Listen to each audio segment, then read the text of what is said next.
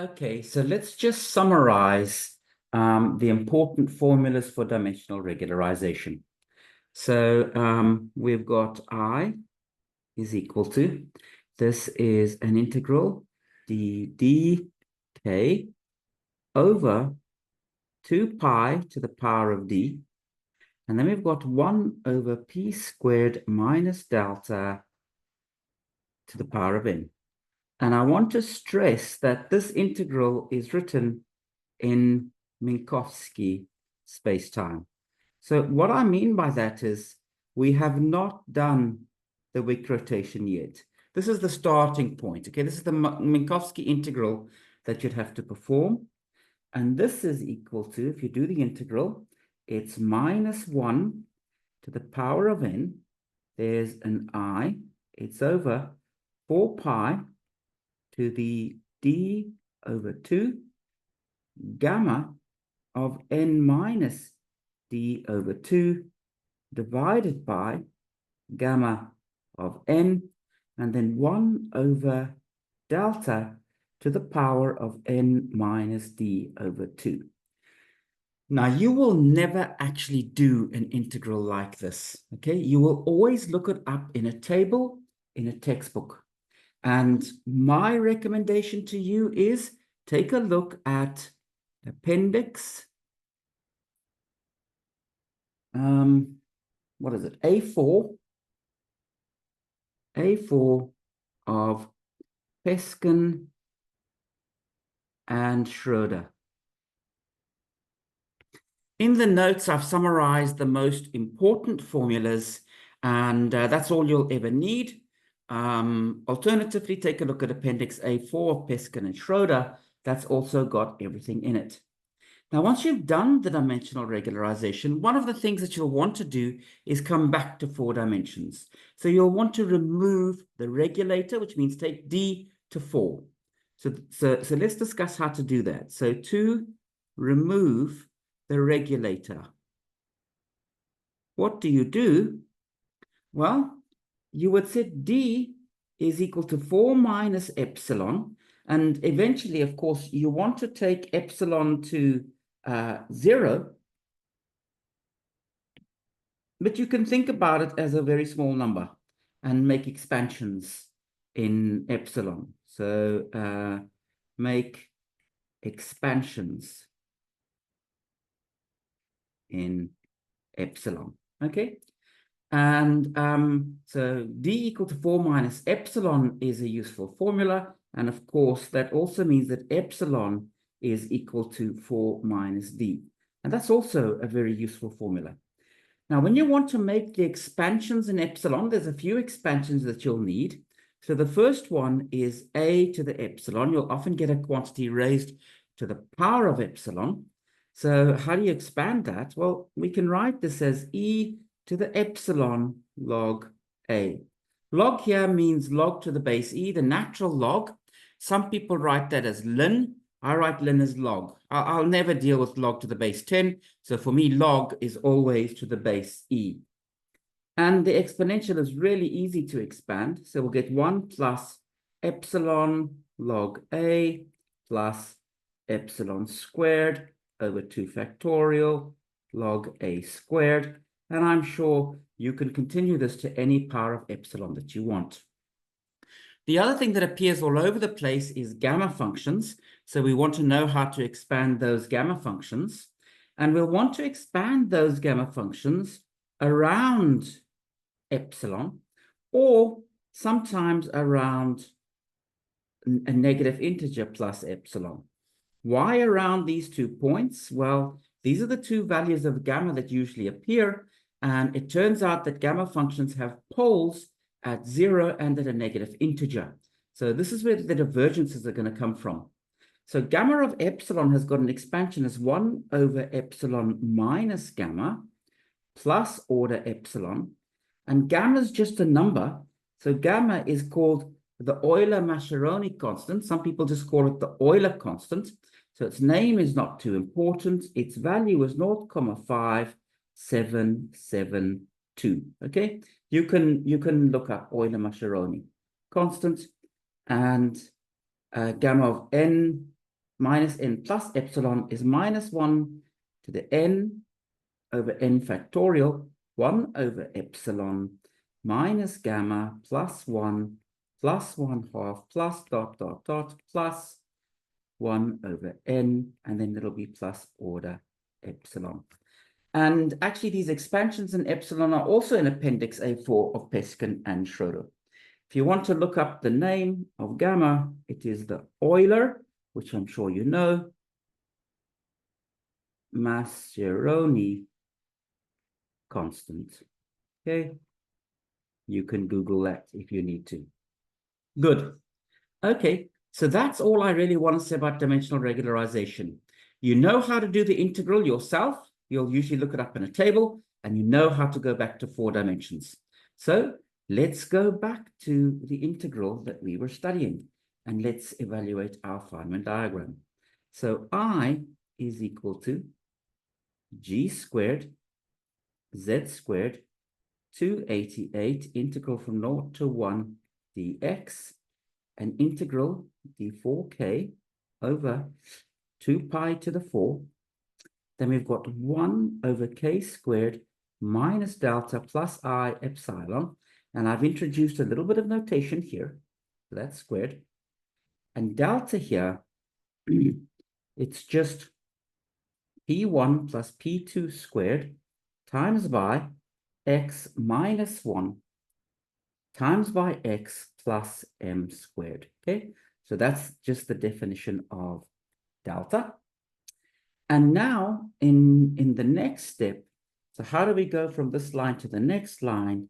Now is when we perform the dimensional regularization. Okay, so what does this mean? This means that we should now consider this integral as defined in d dimensions. d dk over 2 pi to the d, and then 1 over k squared minus delta plus I epsilon squared. Great. Okay. And now all that we do is we go ahead and we look it up in a table. So this will be I. The I comes from doing the integral. I g squared z squared 288. We've got a gamma of 2 minus d over 2. And then this is over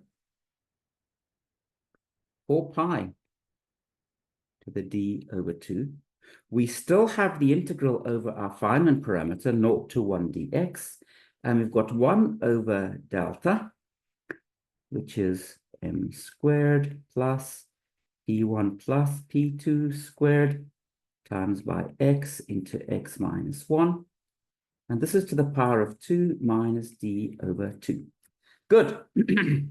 Now, by the way, if you look this up in the notes, it is in chapter 21, the formula that you need to use, or alternatively, you can use formula A.44 of Peskin and Schroeder, and that's a rather general formula. So use that formula with n is equal to 2, okay? And you'll get the result that we've shown here. Okay, now let's go back to 4 dimensions. So a few things that are useful to bear in mind. Let's put them in a different color. So first of all, 2 minus d over 2, this will be equal to epsilon over 2, okay? So you'll be able to use that in a few different places. And d over 2 is equal to 2 minus epsilon over 2.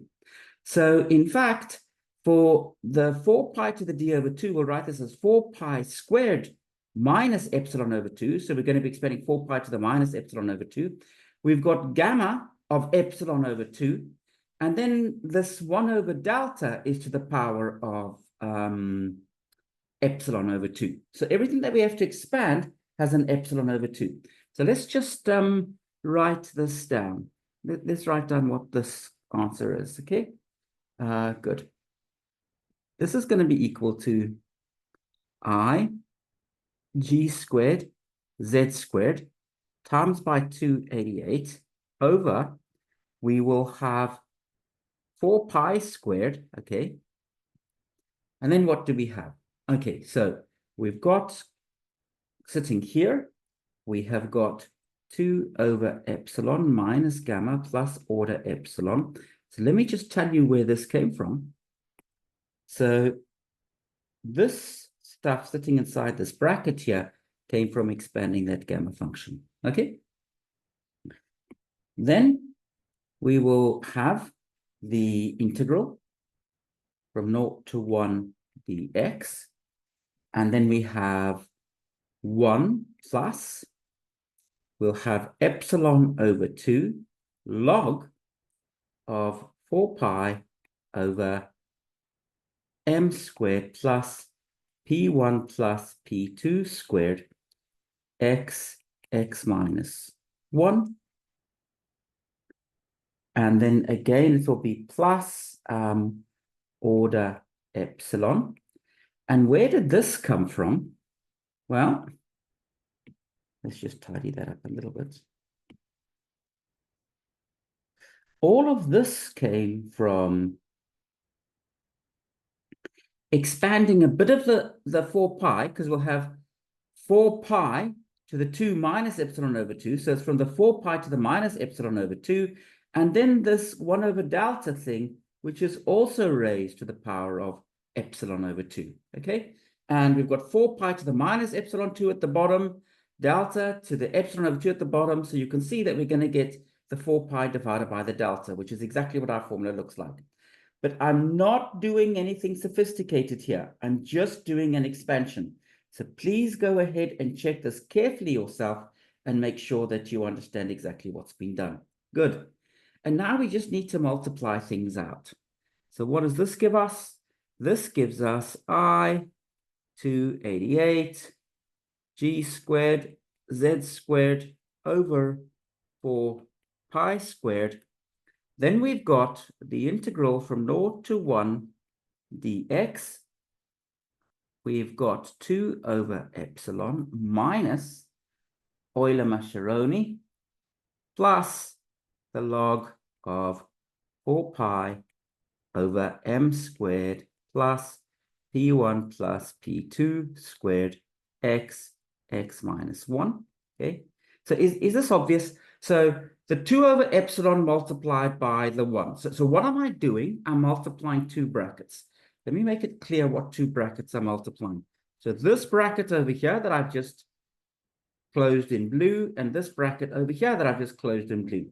The first term of the 2 brackets is the 1 times 2 over epsilon gives me that. Then I come to multiplying the minus gamma by the 1, gives me the minus gamma.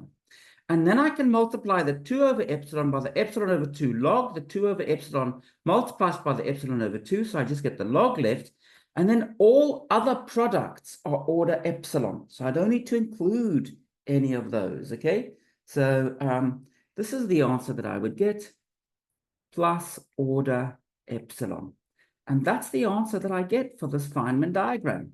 And notice that when I set epsilon to 0, I really do get an infinity because I've got 2 over 0. But now that infinity is perfectly well defined, and I'll be able to use my matching conditions with some confidence. Okay, we'll continue in a moment.